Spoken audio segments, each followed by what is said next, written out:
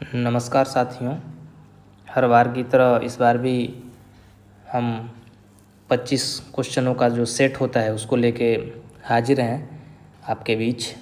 तो आइए हम देखते हैं जो बिहार सामान्य ज्ञान और सामान्य अध्ययन है उनके जो क्वेश्चंस हैं जो बीपीएससी के लिए काफ़ी इम्पोर्टेंट हैं। मतलब वीवीआई क्वेश्चंस जो होते हैं उनका मैं केवल एक सीरीज चला रहा हूँ जिसको तो मतलब हर हाल में हर एक बीपीएससी एस्पिरेंट को पढ़ के ही जाना चाहिए, याद करके ही जाना चाहिए। इसके बिना तो समझिए एग्ज़ाम में आते हुए क्वेश्चन भी आप गलत करके आएंगे। तो सिलेक्शन के लिए ये ज़रूरी नहीं है कि जो क्वेश्चंस किसी को नहीं आ रहा है मतलब सबके लिए डिफ़िकल्ट हैं उसको सॉल्व किया जाए। नहीं, रिजल्ट के लिए ये ज़रूरी है कि जो क्वेश्चंस सबके लिए कॉमन है मतलब सबको आसान दिख रहे हैं वो अगर किन्हीं का गलती होता है उसमें कोई व्यक्ति चूकता है तो वो डेफिनेटली रिजल्ट से बाहर हो जाएगा, आउट हो जाएगा।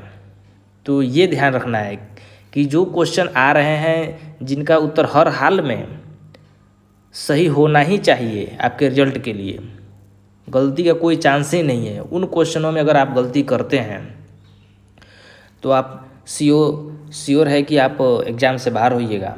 तो उन्हीं क्वेश्चनों का हम सीरीज लेकर आ रहे हैं और मेरा तीसरा सीरीज है। तो आइए देखते हैं। हर बार की तरह एक नया मोटिवेशन पेज इस बार भी है। इतिहास लिखने के लिए कलम नहीं हौसलों की ज़रूरत होती है। दोस्तों, इतिहास जो होती है वो केवल किताबों और कलम कापी से नहीं लिखी जाती है। उससे पहले एक हौसले की ज़रूरत होती है, उसको एक दिशा देने की ज़रूरत होती है। वो चीज़ हौसलों से मिलता है। दोस्तों, जब इतिहास लिखा जाता है शब्दों में कलम से, उससे पहले वो घटित हो गया रहता है। तो ये वो घटित हो घटना, इसके लिए हौसलों की ज़रूरत होती है। जब हौसलों की ज़रूरत, जब तक आप हौसला नहीं लाएंगे जब तक इतिहास होगा नहीं। जब इतिहास हो जाता है तब उसके बाद आप कलम कापी से, बड़े बड़े इतिहासकार उसको अपने अपने शब्दों में किताबों में एक अलग अलग कथा कहानी के थ्रू उसको अपना देते हैं जो रूप देना होता है। लेकिन उससे पहले जिन्होंने वो इतिहास रचा होता है, जिन्होंने वो इतिहास को मतलब जिया होता है, वो चीज़ उस चीज़ के लिए आपको हौसले की, सिर्फ और सिर्फ एक हौसलों की ज़रूरत होती है। वो इतिहास किसी भी प्रकार का हो, जैसे कि बीपीएससी ही है। तो बीपीएससी में आपको इसमें रिजल्ट देना है, इसमें सक्सेस होना है। इसके लिए पहले आपको हौसला रखनी होगी, धैर्य रखनी होगी, हौसला, जिसकी बदौलत आप उसमें एक लंबे समय तक रुकें और हर जगह हर जो डिफ़िकल्टी आ रही हैं उसको आप पार करें। तो उसके लिए पहले हौसले की ज़रूरत होती है। वो जब रिजल्ट आप पा लीजिएगा, जिस चीज़ के लिए आप बहुत दिनों से अपने समय को उसमें लगाएंगे, एनर्जी को वेस्ट करेंगे, उसको पाने के बाद जो बहुत तरह के लोग आएंगे समाज में, हमारे एक से एक जो लोग आएंगे वो आपके बारे में लिखेंगे कि हाँ आपने ऐसे पढ़ा, पूछेंगे आपने कैसे पढ़ा, क्या पढ़ा, कब कैसे पढ़ा, टाइमिंग क्या थी, रूटीन क्या थी, किस राइटर की बुक पढ़ी। ये चीज़ बात की बात होती है। पहले तो उस चीज़ को कलम से लिखा जाए, उससे पहले कि आपको हौसले, आपके अंदर हौसला होना चाहिए, एक मजबूत इरादा होना चाहिए। तो वहीं इसे आप लिखा गया है, इतिहास लिखने के लिए कलम नहीं हौसलों की ज़रूरत होती है। तो आप उस हौसले को लेके आगे बढ़िए। दुनिया का कोई काम कठिन नहीं होता है, मेरा मानना यही होता है। हर काम इंसान ही करता है और इंसान के द्वारा ही किया जाता है। इसीलिए आप एक हौसला रखिए, एक शुरुआत रखिए हर क्षेत्र में। सोचिए कम, करिए ज़्यादा। चलिए, आज बहुत मोटिवेशन हो गया। नेक्स्ट क्वेश्चन देखते हैं।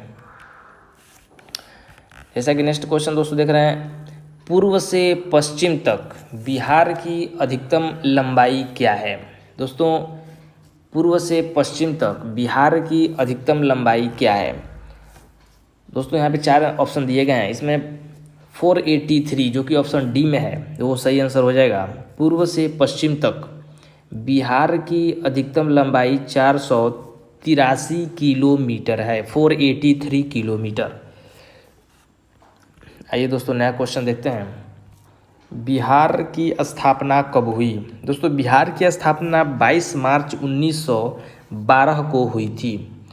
दोस्तों बिहार की जो स्थापना है 22 मार्च 1912, देख सकते हैं आप ऑप्शन ए जो कि सही आंसर है, 22 मार्च 1912। नेक्स्ट क्वेश्चन देखते हैं दोस्तों।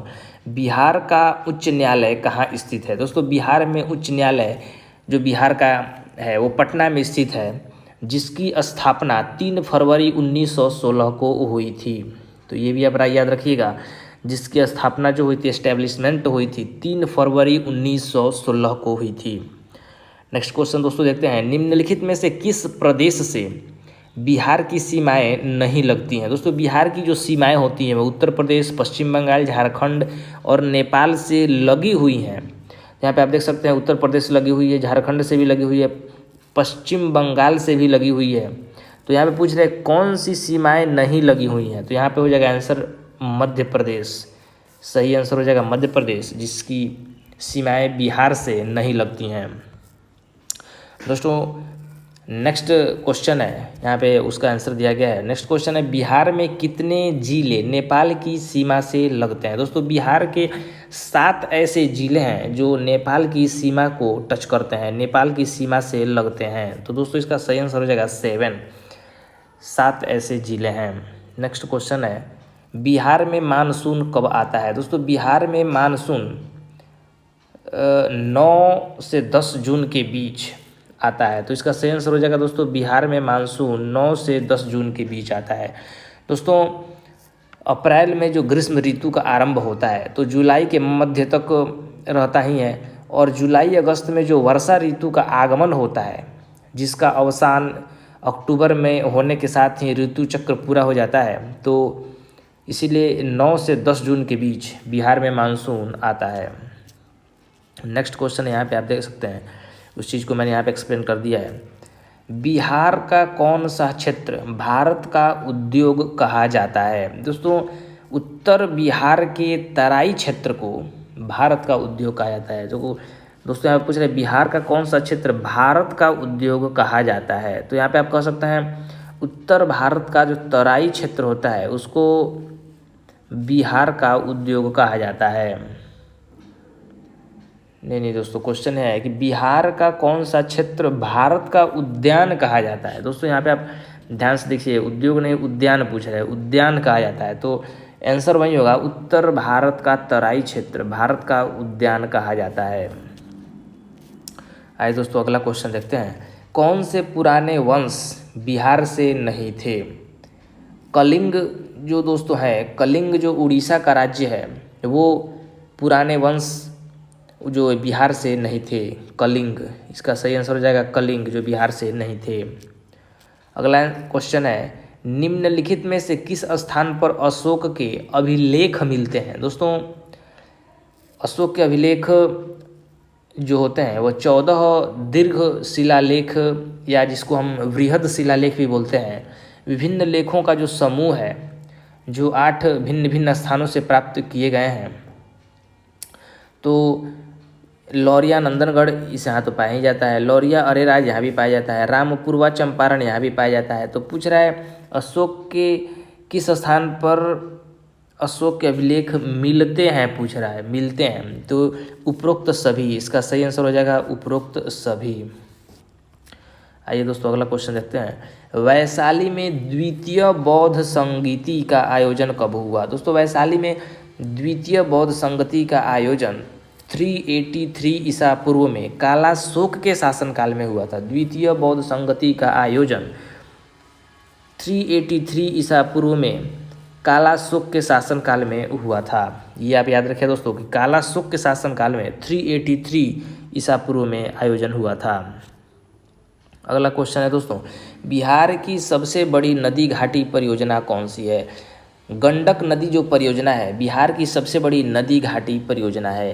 तो बिहार की सबसे बड़ी नदी घाटी परियोजना कौन सी है? तो गंडक नदी है, जो गंडक नदी परियोजना बिहार की सबसे बड़ी नदी घाटी परियोजना है। अगला क्वेश्चन है दोस्तों, बिहार के किस जिले में दलदली मिट्टी है?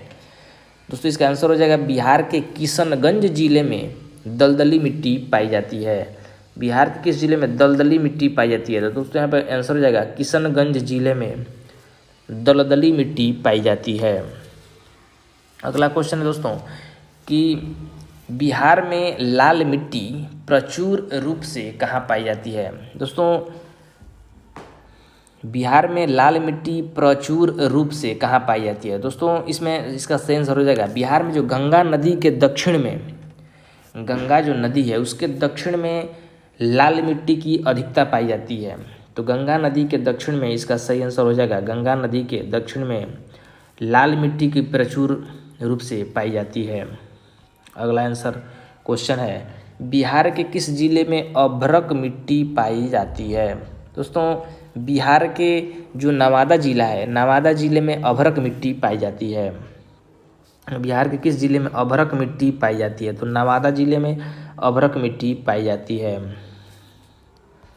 अगला क्वेश्चन है दोस्तों, 2011 की जनगणना के अनुसार बिहार में सबसे कम जनसंख्या वाला जिला कौन सा है? 2011 की जनगणना के अनुसार बिहार में सबसे कम जनसंख्या वाला जिला शेखपुरा है। सबसे कम जनसंख्या वाला जिला दोस्तों शेखपुरा, और इसकी जनसंख्या कितनी है? 6,36,342 है। ये भी आप डाटा याद रखिएगा कि बिहार के सबसे कम जनसंख्या वाला जिला शेखपुरा हो गया। कब? 2011 की जनगणना के अनुसार, ठीक। और जिसकी जनसंख्या 6,36,342 है।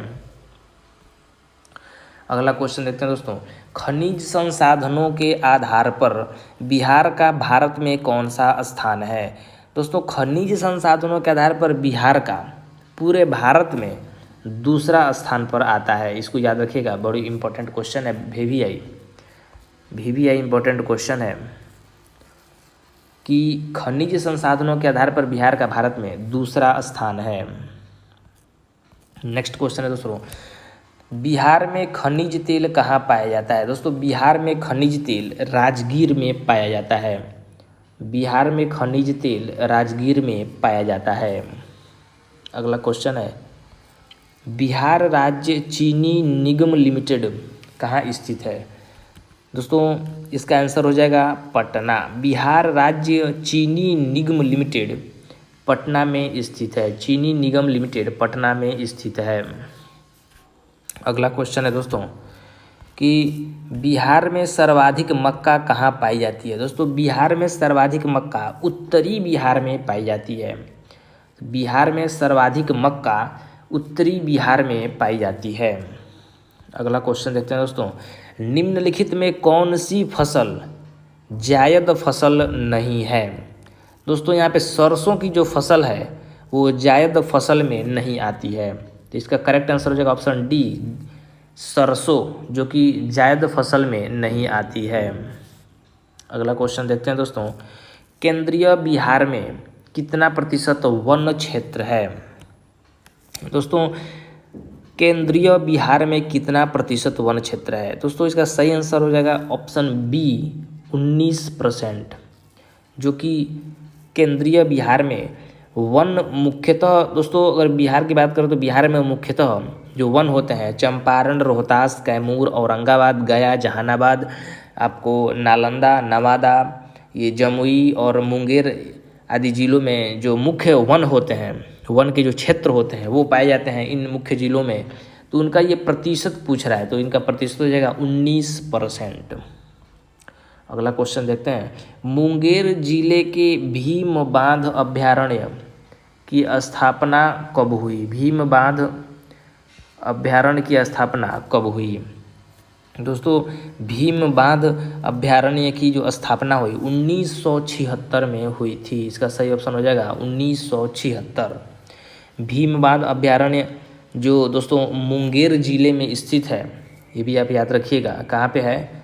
तो मुंगेर ज़िले में स्थित है और 1976 में स्थापित हुआ था और इसका टोटल एरिया हो जाएगा दोस्तों 1000 वर्ग किलोमीटर, ये भी याद रखिएगा। तो भीमबाध अभ्यारण्य से आपको 3 जानकारियाँ दी गई, जैसे कि भीमबाध अभ्यारण्य क्वेश्चन है स्थापना कब हुई, तो स्थापना 1976 में हुई।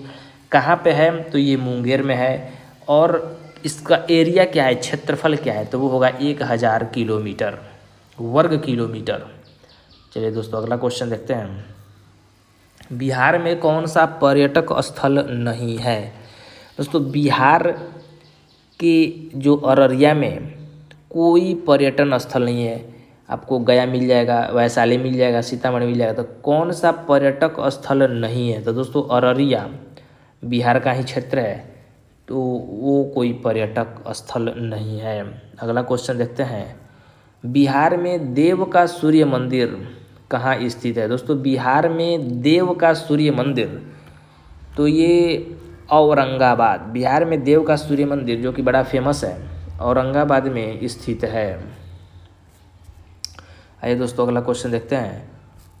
पटना शहर के हरमंदिर साहिब में किस सिख गुरु का जन्म हुआ। पटना शहर के जो हरमंदिर साहिब है उसमें पूछा जा रहा है किस सिख गुरु का जन्म हुआ था, तो गुरु गोविंद सिंह का जन्म जो है वो पटना के हरमंदिर साहिब में हुआ था, गुरु गोविंद सिंह। तो इसका सही आंसर हो जाएगा गुरु गोविंद सिंह का जन्म हरमंदिर साहिब के सिख गुरु जो है हरमंदिर साहिब में उनका जन्म हुआ था, गुरु गोविंद सिंह। तो इसी के साथ आज का सेशन यहीं पे समाप्त होता है और मैं आशा और उम्मीद करता हूँ कि आप बहुत अच्छे से प्रिपरेशन कर रहे होंगे और इसी प्रकार अगला सीरीज हम लेके बहुत जल्द आएंगे। बस आप लाइक, कमेंट, शेयर और सब्सक्राइब इस पे आप फोकस बनाए रहिए। बाल बाकी तो मेरे पे छोड़ ही दीजिए, आगे का सब कुछ तो हम संभाल ही लेंगे। बस आप लाइक, कमेंट, शेयर और सब्सक्राइब बनाए रखिए। Thanks for watching, bye bye.